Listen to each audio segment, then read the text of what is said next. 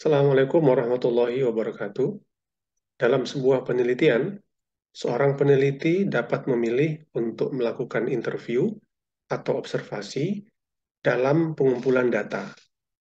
Peneliti yang lain mungkin lebih memilih untuk melakukan eksperimen atau survei untuk memperoleh data-data yang dia butuhkan.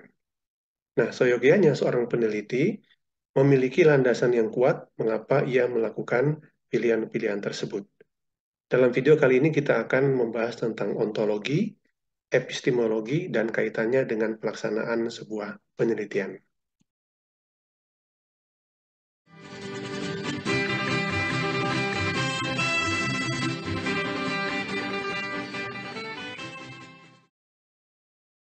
Ontologi adalah pemahaman atau keyakinan tentang apa yang dimaksud dengan realitas atau kebenaran.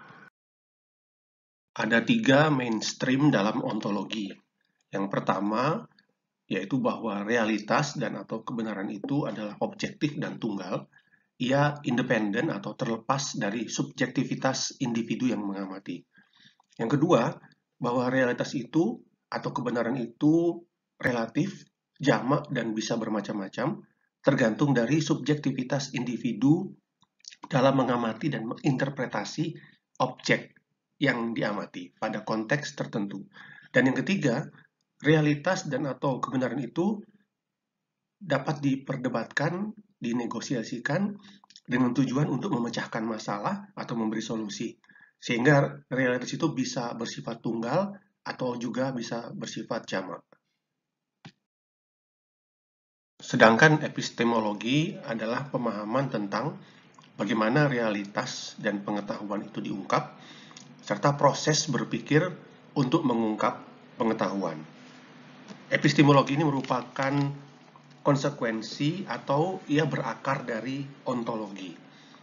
Epistemologi mengatur hubungan antara seorang peneliti atau seorang ilmuwan dengan objek yang dikaji. Epistemologi mengatur hubungan antara peneliti atau ilmuwan dengan objek yang dikaji. Dan karena merupakan konsekuensi atau berakar dari ontologi, maka epistemologi itu juga memiliki 3 cabang utama.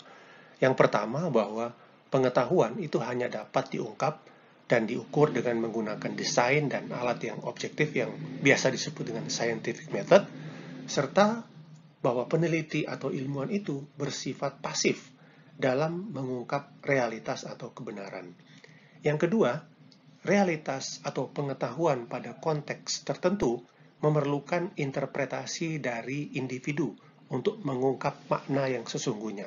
Dan di sini peneliti atau ilmuwan memiliki peran aktif dalam mengungkap realitas atau dalam mengkonstruk pengetahuan.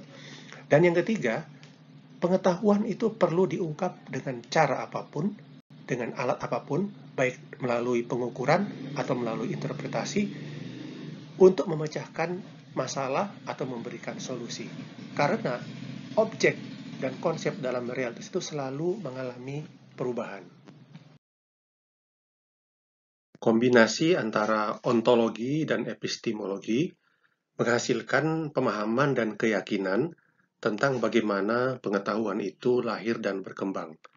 Pemahaman atau keyakinan inilah yang disebut dengan paradigma penelitian. Ada 3 kelompok utama dalam paradigma atau filosofi penelitian, khususnya dalam penelitian sosial dan humaniora. Yang pertama yaitu positivisme, kemudian konstruktivisme, dan kemudian pragmatisme. Positivisme memiliki keyakinan bahwa realitas itu bersifat tunggal, objektif, dan independen dari individu yang mengamati atau mengkaji realitas tersebut. Oleh karena itu, menurut positivisme, pengetahuan itu hanya dapat diungkap menggunakan metode saintifik dengan desain dan alat yang akurat serta handal. Adapun konstruktivisme memiliki keyakinan bahwa realitas itu bersifat relatif dan jamak atau tidak tunggal karena ia bergantung dari interpretasi individu yang mengamati atau mengkaji realitas. Sehingga dengan demikian, dalam konstruktivisme, pengetahuan itu secara aktif dikonstruksi oleh individu-individu peneliti atau ilmuwan. Adapun pragmatisme memahami bahwa realitas itu dapat selalu dinegosiasikan karena objek dan konsep dalam realitas itu selalu berkembang. Sehingga pragmatisme meyakini bahwa pengetahuan itu dapat diungkap dengan cara apapun, menggunakan alat apapun, bisa dengan cara diukur dan atau diinterpretasi dalam rangka memberikan solusi atas permasalahan. Sampai di sini saya yakin Anda sudah memiliki gambaran yang cukup jelas mengenai hubungan antara ontologi, epistemologi, paradigma penelitian, serta metodologi dan metode penelitian. Untuk memberikan gambaran yang lebih jelas, silakan dicermati tabel yang berikut ini.